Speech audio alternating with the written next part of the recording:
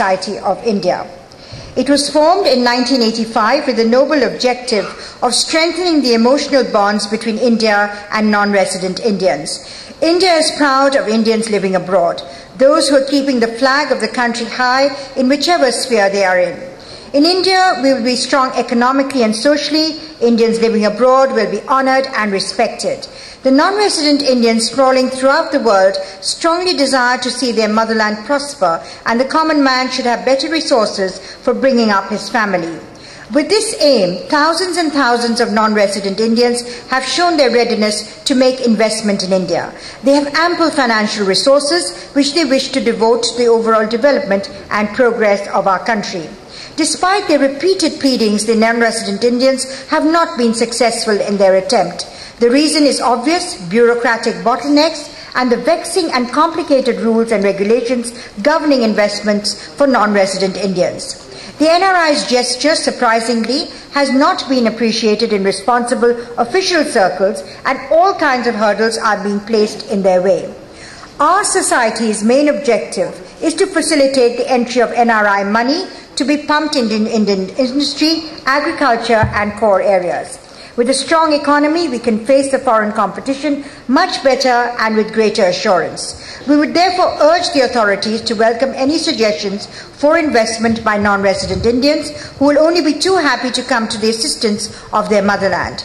They say they take special pride and delight in serving India in their own inimitable fashion. The non-resident Indians have become successful, whether it is in business or professional achievement. There are examples galore that many of them could not find opening in India to their satisfaction. The Indian systems foster bureaucracy, then brilliance, and the business environment facilitate anything but enterprises that usually are common refrains. Having said that, the time has come to recognize the NRI community as potentially India's valuable resource base. Overseas Chinese have made a considerable contribution to their motherland's coffers. However, to influence non-resident Indians to make investment in India on the basis of sheer sentiments that they love India would be short-sighted, if not self-defeating. A lasting relationship can only be built on a mutually beneficial system. The procedure for investment by NRIs and PIOs in Indian companies has been simplified. RBI has granted general permission under FERA in respect of the 100% scheme that the Indian companies will no longer require the permission of RBI for the purpose of receiving inward remittance and issue of shares to the NRI and PIO investors. However, they'll have to file the required documents with the concerned regional offices of RBI within 30 days after the issue of shares to them. Further, the NRIs and PIOs have been allowed to invest in unlisted companies under portfolio investment scheme, and the norms for flow of NRI funds in the health sector has been eased. NRIs are potential investors in India, and a few years back, when India was facing economic crisis, India could recover only because of the help and the assistance of NRIs, and to face the American sanctions against India, we look towards NRIs for general support. Though there is mixed reaction about government's policies towards NRIs, still non-resident Indians living all over the world invest in India to overcome the economic crisis. NRIs living in various parts of the world, over 25 million, were very much perturbed and disturbed about the ongoing political situation in the country. At this juncture, it was the primary duty of the society to build confidence amongst the non-resident Indians that the country is stable and united to run the government. It is immaterial because in a democracy it is the people, those who matter, not the leaders, because people are the makers of the leaders. The reforms introduced by Dr. Manmohan Singh has given new inputs to the country's economic position. Today, multinationals are coming in to invest in India, and in the past 5 years, our reserves have gone manifold. A time was when India was having only 2 people to look after us. Ladies and gentlemen, now that we have started with the NRI Welfare Society's background, I wish to introduce you to a very distinguished gentleman who's seated on the top table. Dr. GVG Krishnamurthy is a former election commissioner of India. He's a man who's very respected in our country because I think during his tenure, the maximum number of important elections of the country were held under his tenure.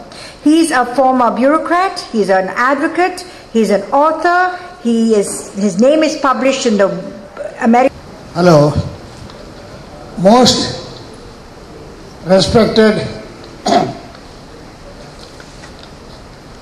former governors of this country, a Gandhian, a leader in his own right, Dr.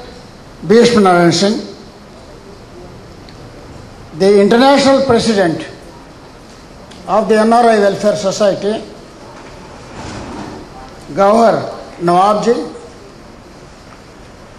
और हमारा सरदार जी बलबीर सिंह जी, इस संस्था का अध्यक्ष, नौजवान ओजस्वी dedicated person हमारा nephew है वीरेंद्र सिंह, और doctor Batra ji. Doctor Batra is one of the renowned Indians in Germany and Europe. He has done so well for this country. And Major Ved Prakash, again a leader in his own right. He is the General Secretary of the Congress. And distinguished NRIs who brought exceptional reputation for this country abroad. Ladies and gentlemen, I am very happy to welcome all of you for this NRI Welfare Society conference, which is organized for every year by earlier Mr. Harbhajan Singh, who is like my younger brother. Now both Virendra and Deepak are carrying on the flag of this organization, inviting NRIs who did well in their countries, brought reputation for our land, upheld the dignity of our nation, and they acquitted themselves creditably in other countries.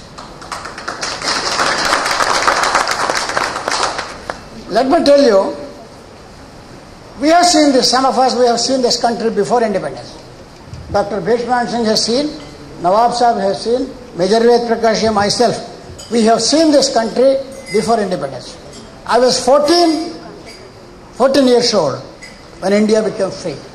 I was a member of Subhash Chandra Bose Balasena, and I was detained for a day, lathi charged by British police, and for having said Jai Hind, I was thrown out of the school for 21 days. So having seen this country, from 1947 till date, we have seen the exceptional progress, development this country has made, which makes every Indian proud of India. The credit goes to all Indians. Similarly, at one time East India Company came to this country for trade. There were no Indian abroad who could rise to the heights. But after independence, our universities, our education institutions have trained so many people.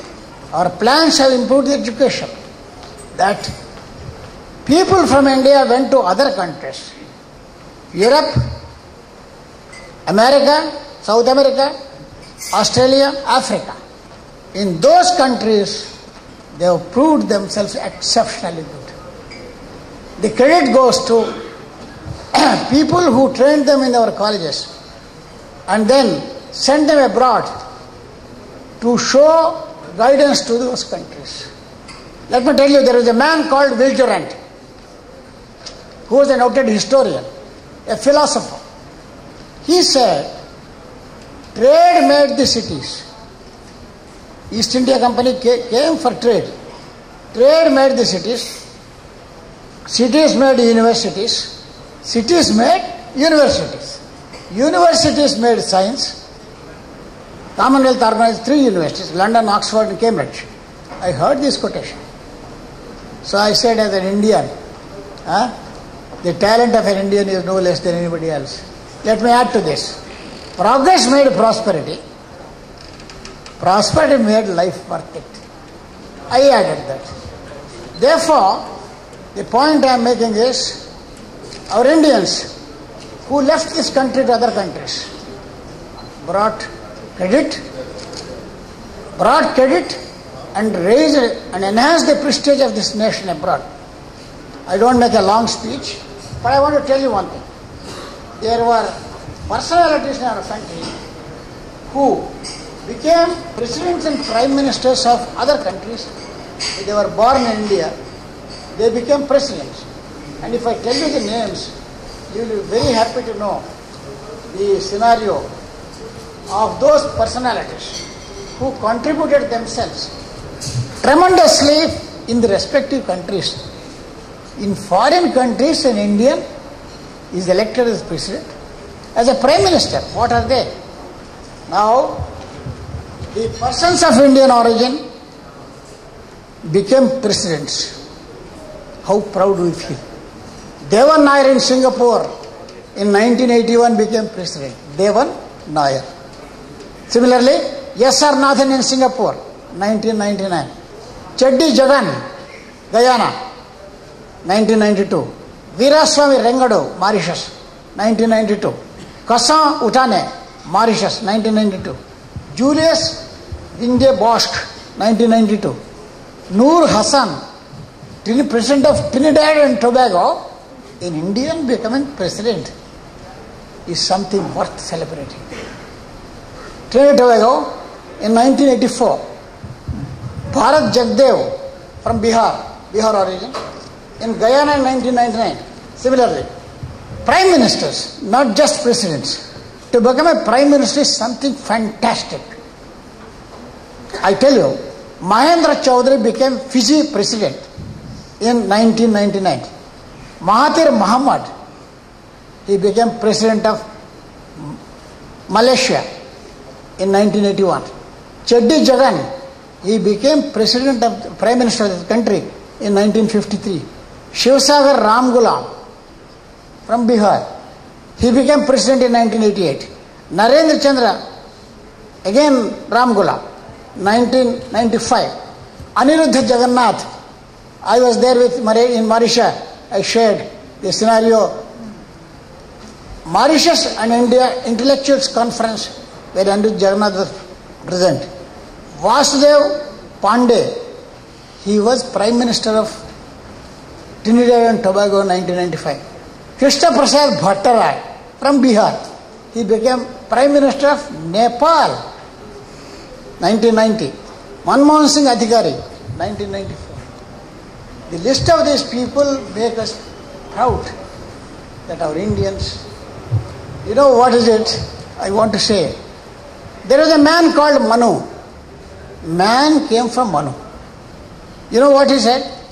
Etad desha prasutasya sakashat agrajanmana samsam seva bhachicheran prudhivya sarvamanava. For the human race, people who are born in this country, they will be able to give the guidelines how to live, how to continue to live, how to make life happy, and how to die peacefully. So here, there are so many eminent NRIs. Again, they dominate the world in different countries. Who are they? Dalbir Singh became member of American Parliament, House of Representatives. He got elected by American citizens in 1957. 7 years after India became a republic. Dadabhai Nauroji, he went from India. In England, he was elected as a member of parliament by British people when we were in slavery. Similarly, Sunanda Bhaskar, 2-star general, he became military general in America. In the United States of America, he became military general. K.G. Jain Pillai, Secretary of National Association of American Citizens, of India. And then Swaraj Pal, whom we honored last time, he became member of House of Lords. Lakshmi Mittal, he is still known as Steel Emperor. He comes from India. Similarly, Lord Bagri, he was also made a member of House of Lords. Nama Chabria in Nairobi, he dominated the whole scene and also controlled the political power. Sabir Bhatia, US. Amartya Sen, Nobel Prize winner. An Indian who won a Nobel Prize. Similarly, Amar Bose, he has got $2.5 billion worth of property in New York. Dr. Nori Dattatreya, last man I am telling. There is a hospital in New York known as Sloan Kettering Hospital. The biggest hospital of cancer, carcinoma. The original name of cancer is carcinoma. Now Dr. Nori from Masilepatam, where I studied, he's 30 years junior to me in that college. He went to America. He dominated the medical field. He was chosen as the head of the Sloan Kettering Hospital, which operated on Sonia Gandhi.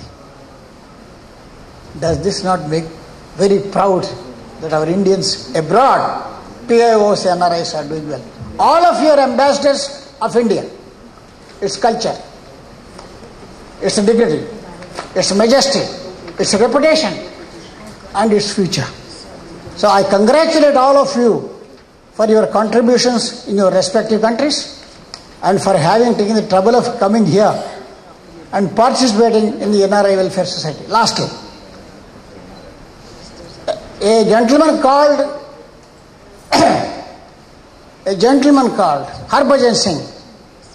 He was the force behind starting this organization. He has done so well. Now, this organization was able to cater to the needs of NRIs, find answers to their difficulties, persuade the governments to help the NRIs. Even dual citizenship was discussed first. Remember, Virendra? Dual citizenship was discussed first in this organization, and I have the privilege of being invited for such conferences. I must thank Virendra and Deepak. So it's an opportunity for me to interact with NRIs. Now I have to attend the SAARC International Voters Conference in Vigyan Bhavan. I have to go there because all the SAARC countries have come. The Vice President inaugurated. You kindly excuse me if I am leaving immediately.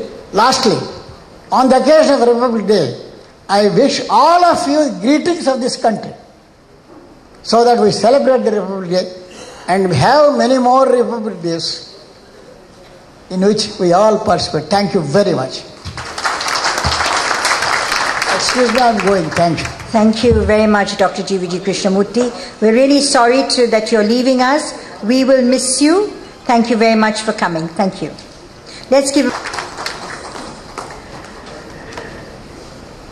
Ladies and gentlemen, I think this moment is a very difficult moment for a lot of us here.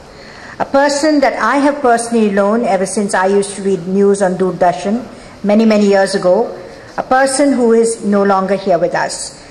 It is indeed an honor and a privilege to say a few words about the late Shri Harbhajan Singh. Mind does not believe and trust that Shri Harbhajan Singh, the highly spirited, full of enthusiasm and energetic and always attired in white, briskly moving from one point to another, is no more amongst the non-resident Indian fraternity, his readers, his admirers, and his well-wishers. His untimely demise abound all who knew him. He was a star who enlightened hundreds with his wisdom, and he is no more with us. A multifaceted personality, was a social worker, an educationist, a literary figure, a journalist.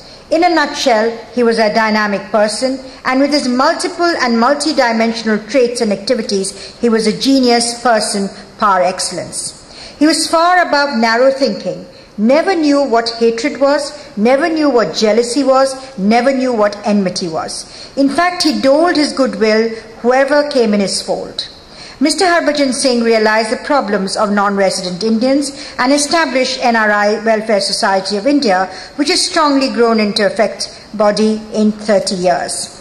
Annual conferences of NRIs is held every year from 25th to 28th January. His constant persuasion has been fruitful, and the central government has granted Overseas Citizenship of India card to NRIs and has also made sufficient legislations and laws protecting the rights and interests of non-resident Indians. To give wider acclaim, the Society held conferences in United Kingdom, United States of America, Dubai, and Bangkok. During these conferences, one could sense the joy and happiness of delegates, attracting them to invest liberally and retain social and emotional ties in India, the land of their origin. a tremendous task he carried on his shoulders. His speeches during any conference always allured the delegates to embrace their motherland. The amount of work he did for betterment of non-resident Indians will go deep in the annals of the history of India.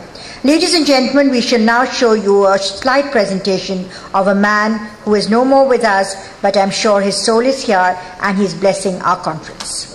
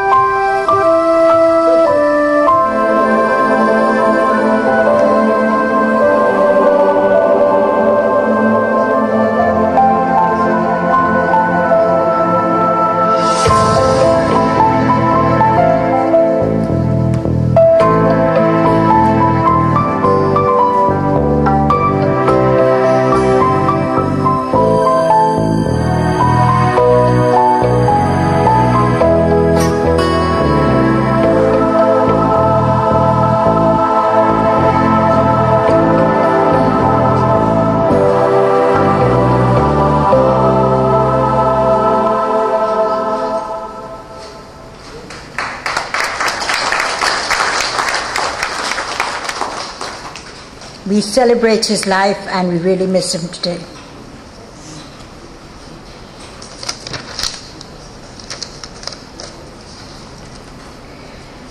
Ladies and gentlemen, I will now present to you the elder son of Shri Harbhajan Singh, who is now following in the footsteps of his father after the unfortunate demise of Shri late Harbhajan Singh in 2006. Virendra Singh became president of the All India Small and Medium Newspaper Federation since 2006 till date. He is also a member of the Press Council of India and a very active member at that. He is also a member of the impaneled committee of the DAVP, which is a very important organization of our country. He's been one of the youngest members of the PM's delegation accompanying him to Russia. He's also a member of the National Wage Board, looking after working and non-working journalists. He was a member of the Press Information Bureau, an Indian-Russian Journalists Association, and the Indian-Chinese Journalists Association. Of course, Reconstruction of public enterprises. My brothers and sisters from various parts of the world, I extend a warm welcome to you all who have come from various parts of the world to be a part of this Congress in the land of your ancestors. It's always a pleasure to welcome you on this event year on year. NRI Welfare Society is a unique platform which gives us an opportunity to deliberate the development agenda with the overseas Indians. This interaction gives a world view on our development process. I feel deeply honored to address such a distinguished and accomplished audience. I feel truly proud that in this hall we have today the entire world represented. This gathering of ladies and gentlemen truly symbolizes the ancient Indian learning for Vasudevaya Kutumbakam. The whole world is one family. We are one family, the whole world is our home. That is why I have always said that while the sun has set on all the great empires of the world, the sun will never set on the Indian diaspora. We are over 100 billion and over 2 million overseas Indians living in 110 different countries. This International Congress is a celebration of the global Indian. It is also the celebration of the homecoming of the global Indian. Nearly 100 years ago, almost to this day, Mahatma Gandhi returned to lead a march to freedom. This year, we are celebrating the centenary of the Gadar movement, which was a luminous part of support in distant California for the struggle for independence being waged at home in our country. To set the record straight, NRI Welfare Society, being a pioneer one, has been fighting for your just causes for the last nearly couple of decades, when none in the country thought of or cared for the non-resident Indians. Thanks to the visionary Sardar Harbhajan Singh Ji, my illustrious father, who started the society long back, that has come to stay as a leader. The NRI Welfare Society of India has organized several successful symposia and congresses on specific issues, from time to time at national and international level. The best part being our joint efforts bearing fruit with the result, the Government of India creating an altogether new ministry, that of Ministry of Overseas Indians, now being headed by veteran Honorable Beniwal. With the millions of people of Indian origin living outside India, a new global community has emerged. Most people of Indian origin have been exceedingly successful in a range of businesses and professions. If their professional expertise and financial resources could be pooled, the historic project of globalization will become complete in the truest sense. When more and more of our brothers join the mainstream as important investing partners to our globalization process. Ours is not just a 6-day annual event, but an opportunity of lifetime to invest in a vibrant country, your own motherland, which has stood the test of time, all the more so at a time when one sees a worldwide meltdown. I must say, and I'm sure you will agree with me, that India has come out unscratched, despite the global turbulence sweeping across the world. The global Indians have brought about a revolution. Indians have done wonders overseas in almost all professions.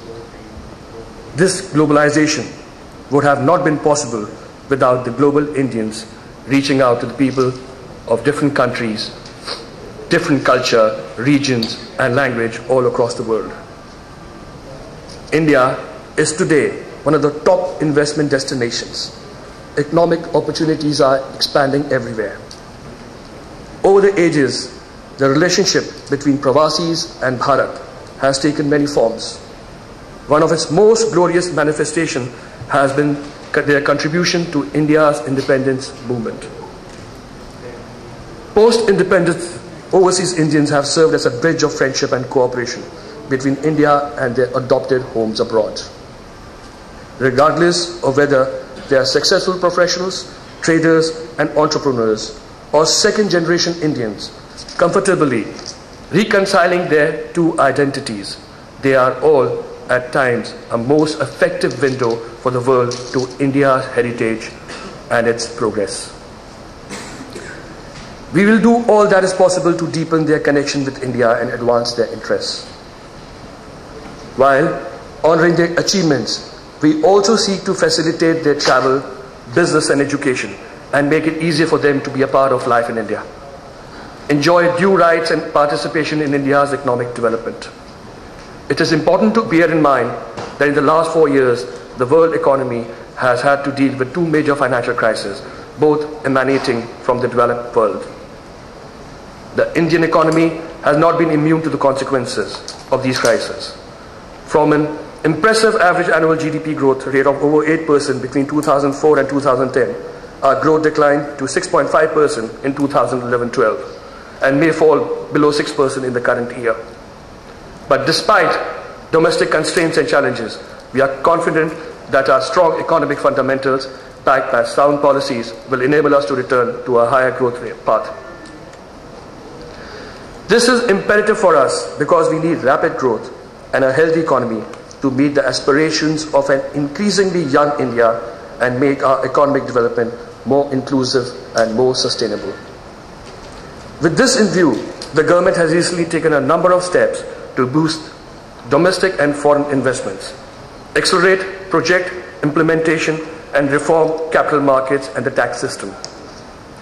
Among the most positive stories of India in recent years are the acceleration in the rate of poverty reduction, stronger growth in the poorest states, and improved productivity and increased real wages in our agriculture sector. This is significant given that 65% of our population still relies on agriculture. With the efforts of all of us, India has emerged in the front line of the world economy.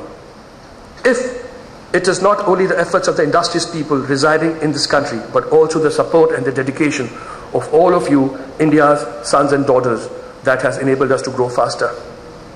Our ace economists are surely tops and deserve credit for that in equal measure, headed by, as they are, by our Prime Minister, Dr. Manmohan Singh and Montague Singh Ahluwalia. The Ministry of Overseas Indians Affairs is implementing the e-migrate project that will provide end-to-end computerized solutions for all processes in the immigration system. The system will link all key stakeholders on a common platform. The scope of our Labour Mobility Partnership Agreement is being expanded to cover not only skilled workers, but also students, academicians, and professionals. Such human resource mobility partnership agreements are being negotiated with the Netherlands, France, Australia, and the European Union. I'm happy to inform you that the government has decided to introduce and sponsor a new pension and life insurance fund for overseas Indian workers. The scheme will encourage, enable, and assist overseas workers to voluntarily save for their return and resettlement in old age. The Indian government is acutely conscious of the safety and security of Indians living abroad, particularly in regions characterized by instability. There are over 6 million Indians living in the Gulf and West Asia. We need to be alert to the unfolding developments in this part of the world. We have conveyed to the countries of the region that we have stake in the peace and stability of this region, and that we expect that the world appropriately looks after the interest of Indian communities in these countries. India's world-class medical technology, coupled with a skilled medical workforce, will ensure that the Indian medical tourism industry is worth $240 billion, and that the number of foreign patients visiting the country crosses 320 million by 2015, a Commerce Chamber report has said. New approaches will be needed to address challenges in areas like infrastructure, education, energy, water, and agriculture. While India's huge investable resources and large market give us confidence, strength, and stability, we see international economic and technological partnerships as an integral part of our growth strategy. This is an important objective of our political and economic engagement in our region and across the world. We are aware that despite impressive economic performances and changes on an enormous scale in the past 2 decades, India faces persisting challenges of poverty, equity, sustainability, and opportunity. Vulnerable sections of society, including our women, face enduring prejudices and continuing problems in a rapidly changing India. However, across India, there are other countless inspirational stories of innovation, enterprise, and leadership by citizens and communities that are transforming lives and generating hope for millions of our citizens. There is now a surge of expectation from an increasingly empowered and articulate public for more responsive, transparent, participative, clean and efficient governance. Government also is determined to turn any setbacks into an opportunity to improve legal and regulatory frameworks. We have no doubt that the energy and passions of our citizens, particularly our youth, will be a force of positive change in our country. We also believe that the overseas Indian community should be a vital partner and participant in India's social and economic development. Whether you wish to invest or share your knowledge, technology and skills, whether your enterprise takes you to the cities or your compassion brings you to remote villages, the Indian government assures you of their continuing effort to support your endeavors. The overall trend in India is very positive. Despite the crisis in major developed economies, remittance flow to India is increasing, the highest for any country from its diaspora in 2012. India is poised today to play a key role in the world. It promotes spirit of coexistence and accommodation. India is also one of the engines of the growth of the world economy. For the global Indian, the future is very bright. He is the future architect of the globalized village called Earth. We in India speak in different languages and follow different faiths, but Indian culture has a tradition of assimilating and accommodating diverse traditions, customs, beliefs and people. That is what makes India's society, Indian civilization, endure and flourish. In conclusion, let me assure you that as India continues to grow, as our external engagements increases, as we assume higher international responsibilities, NRIs will continue to remain close to our hearts as partners in our national efforts and as vital links to the outside world. With these words, let me also take this occasion to wish all of you and your families a very happy and a prosperous New Year. Jai Hind.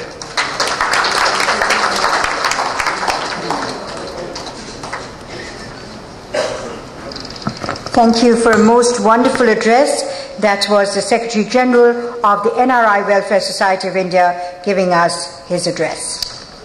Before I request the National Secretary of the Indian National Congress, Mr. Dalbir Singh, to say a few words, just a few words about him. He had a brief career in the Army, during which he taught at the Army Combat School and had a stint with the military intelligence. He's handled challenging political assignments of insurgency-prone and tribal-dominated areas of the Northeast, besides programs of policy planning, logistics, organizational work, and coordination of national political programs of the party. An honours graduate in law and an MBA, he's been the chairman of the Bhagat Singh College, University of Delhi, and a member of the governing board of the Universal Business School, and he's also fought the 1971 war. And I think he's one of the highest awards of honor to a foreign national at the Russian president in 2013. He's been on the international panel of experts on democratic governance since 2007. Ladies and gentlemen, let's welcome Mr. Dalbir Singh to kindly address the distinguished audience, please.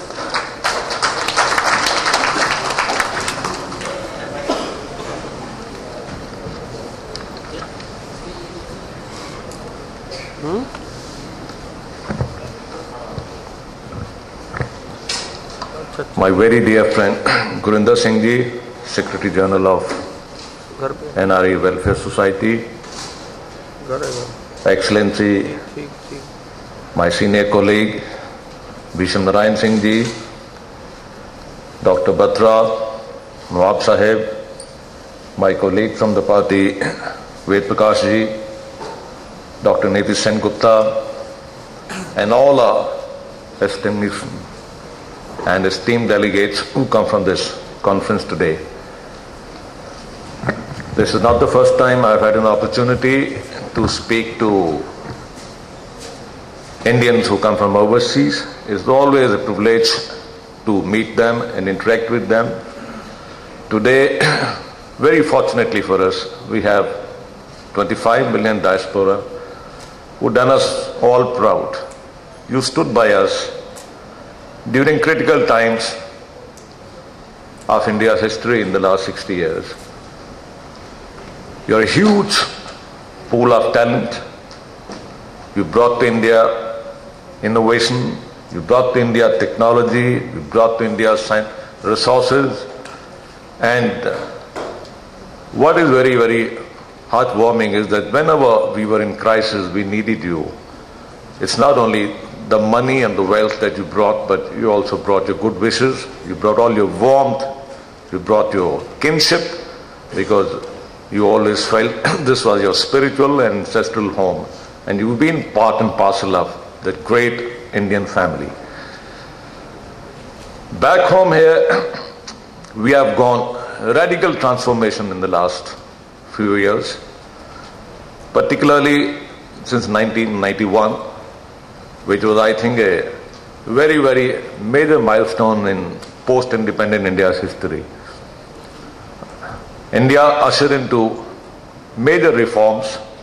I think that was probably the greatest strategic decision of the last century for this country, particularly post-independent India.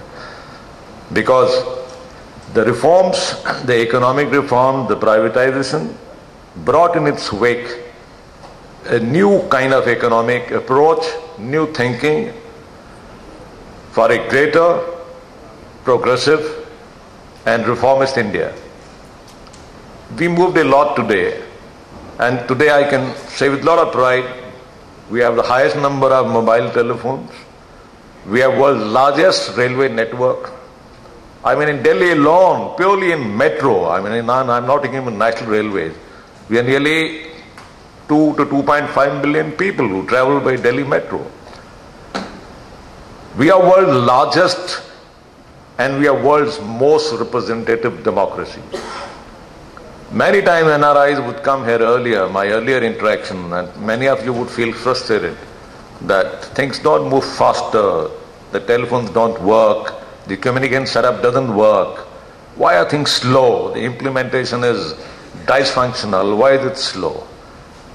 But there is a difference. I expect all of you to understand. Of course, many of you went and left this country 3 decades ago, 4 decades maybe. Many of you are second generation Indians. But let me tell you, we are nearly 1.3 billion people. It's not easy to go in a country like India. We have world's largest diversity. Okay, I was sitting at an international conference in Switzerland some time back, and there was a speaker sitting next to me. I think she was the mayor of one of the provinces there, and she turned around and told me, we take care of our minorities. We are a federal country. We do this and we do that. And then I turned around and I told her, I said, just give me 2 minutes to speak and I'll tell you what minorities mean.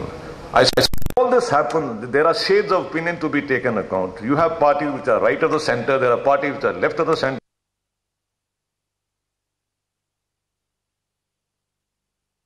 The globalization has given rise to so many changes.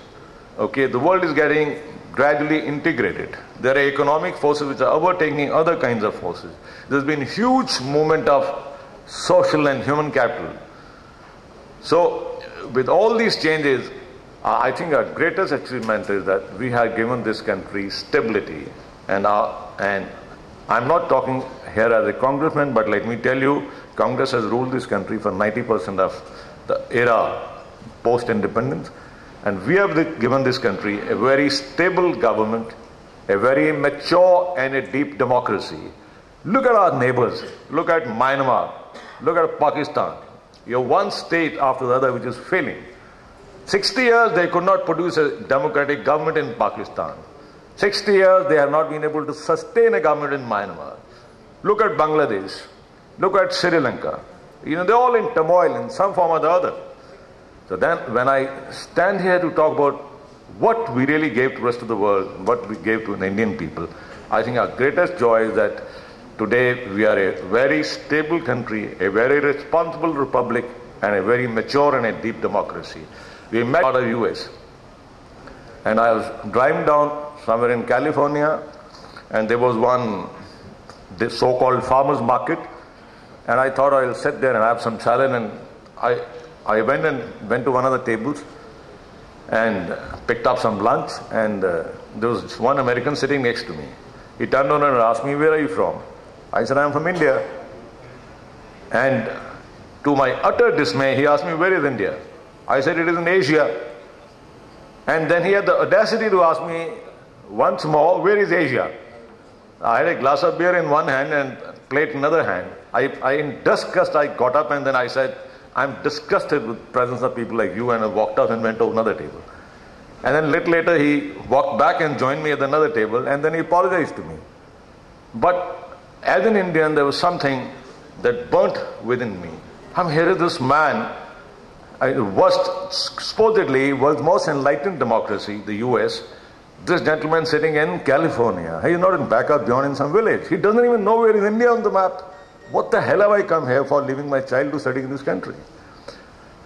But many years down the line, it gives me equal joy and gives me great sense of satisfaction that in a span of 1 year, one leader after the other, be it the French president, be it the British Prime Minister, be it, everyone who matters, makes beeline for India.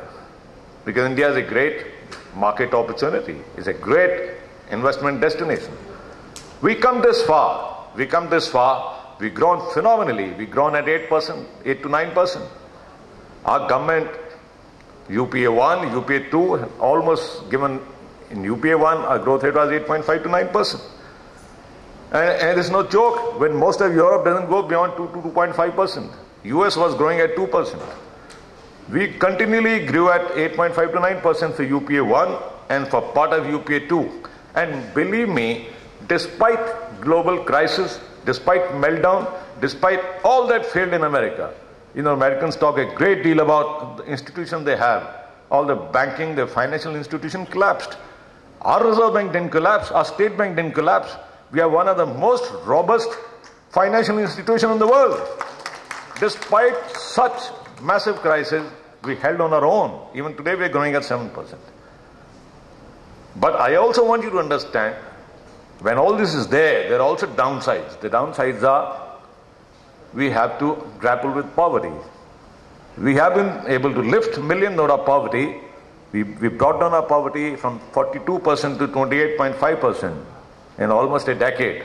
But there is still a long way to go, because almost 10% at the top in this country own nearly 35% of the resources. Seek to tell that you have to make the rich poorer. No, that is not the solution. We have to target inclusive growth. We have to, because you cannot have islands of prosperity in a sea of poverty. And poverty is very disturbing. And I'm sure the government is aware of these challenges. We in our party are very, very seriously aware. We introspected a few days ago on what poverty meant to us and what needs to be done on all this. But this is again something which only the government cannot do, because governance is not something which only the government can provide. Not when there are 1.3 billion people.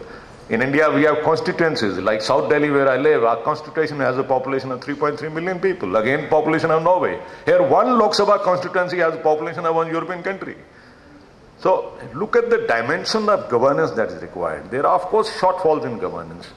But governance, again, how much of governance can the government do? There are 5,000 bureaucrats in this country. And the bureaucracy was designed by the British to serve the colonial interest in the late 40s. 5,000 bureaucrats, 1.3 billion people. So, we have to think of more institutions. We have to think of institutions of local governance. Brazil has done that. Australia has done that. In India, local governance is mandated constitutionally. We are still in the process of empowering those institutions. In Australia, they are not mandated. They have already empowered their institutions. I was invited as a person to speak on governance 3 years ago, and they told us we have not even made any constitutional amendment to create those institutional local government. Yet they are all functional here. They are corporations and they are all local bodies, urban local bodies. And then I think another very major challenge that India faces today, we have in last almost 7 years grown phenomenally in our urban areas.